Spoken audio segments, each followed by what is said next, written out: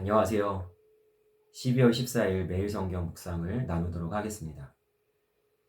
오늘 본문의 말씀은 이스라엘 백성들에게 반드시 임할 하나님의 심판에 대해서 이야기하고 있습니다. 그것을 하나님께서 이렇게 말씀하십니다. 3절에 그날의 궁전의 노래가 애곡으로 변할 것이며, 여기서 애곡이라는 단어는 자기들이 처한 처참한 현실을 향해서 애통해하며 눈물을 흘리는 것을 의미합니다. 그런데 이 하나님의 심판이 어떻게 임하냐? 곳곳에 시체가 많아서 사람이 잠잠히 그 시체들을 내어 버리리라. 여기서 곳곳이라는 단어는 모든 곳이라는 의미거든요. 북이스라엘이 하나님의 심판을 피할 데가 없을 정도로 모든 곳에서 하나님께서 반드시 이스라엘 백성들을 심판하시리라 말씀하시는 겁니다.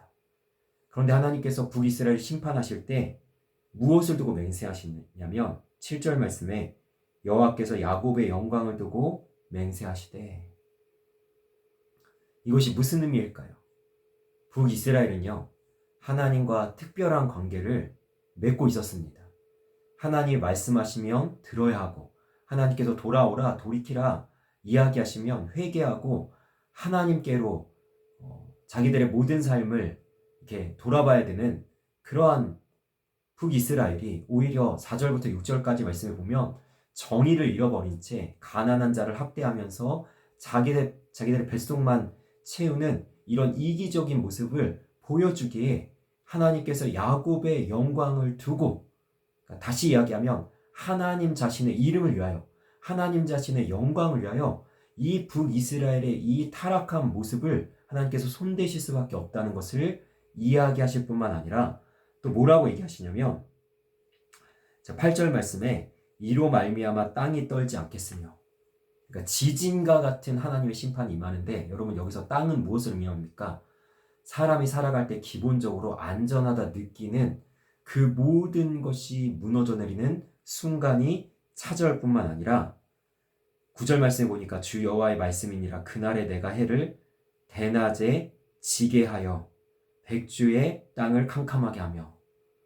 자, 북이스라엘은요, 여로보암 2세의 가장 부강한 부유한 때를 지나고 있습니다. 그 대낮 같은, 백주와 같은 그 정말 안전하다 느끼는 그 순간들이 하나님께서 흑암으로 바꾸시고 캄캄하로 바꾸신다는 거죠. 자, 어떻습니까? 이 심판의 말씀을 들을 때 정말 북이스라엘도 두려울 뿐만 아니라 우리에게 손대시는 하나님의 그 징계와 책망을 우리가 들을 때에 우리가 정말로 마음에 무너짐이 있지 않겠습니까? 근데 중요한 것은 우리가 정말 두려워야 될 것이 무엇인가 하나님께서 질문하고 계신다는 거죠. 11절 말씀에 보니까 주 여호와의 말씀이니라 보라 날이 이를지라 내가 기근을 땅에 보내리니 양식이 없어 주림이 아니며 물이 없어 가람이 아니요. 여기서의 주림과 가람은 정말로 죽을 정도로 양식이 없는 절박한 상황, 정말로 마실 물 한 모금이 없어서 내가 목마름으로 죽을 수밖에 없는 정말 절실한 상황을 의미하고 있습니다. 그런데 이것보다 우리가 더 두려워야 될 것은 무엇이냐? 여호와의 말씀을 듣지 못한 기갈이라. 여호와의 말씀이 사라졌다는 것은 이 말씀은 하나님을 의미하지 않습니까? 하나님의 임재가 사라졌다는 것을 의미합니다. 우리는 무엇을 더 두려워하면서 살아야 되겠습니까? 나라가 혼란스럽고 환경이 여의치 않고 나의 마음이 공허하고 우리의 삶에 참 경제적인 어떤 상황적인 어려움들이 찾아왔을 때 그것을 더 두려워해야 되겠습니까? 아니면 하나님의 관계 속에서 하나님이 멀어지고 하나님의 말씀이 희미해지고 정말 하나님과의 내 관계가 무너져 내리는 것을 더 두려워해야 되겠습니까? 무엇이 더 두려우십니까? 양식이 없어서 두려우십니까? 아니면 하나님의 말씀이 내게서 점점 희미해지는 그러한 가람으로 두려워하십니까? 육적인 두려움보다 영적인 두려움이 우리에게 있길 원합니다.